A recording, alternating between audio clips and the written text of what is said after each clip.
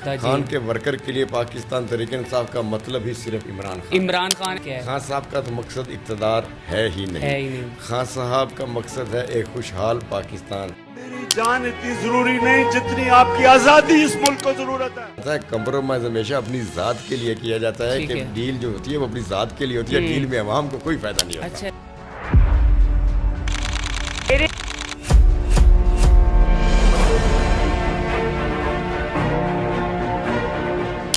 ये अपनी कौम के लिए कर रहा हूँ, आपके लिए कर रहा हूँ, आपके बच्चों के मुस्तकबिल के लिए कर रहा हूँ।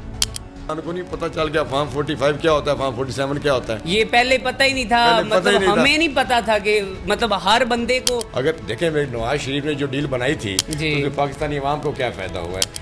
वजीर आला तो उसकी बेटी है, वजीर आजम उसका भाई है, और जो समदी है वो वजीर खारजा है। बिस्मिल्लाहिर्रहमानिर्रहीम।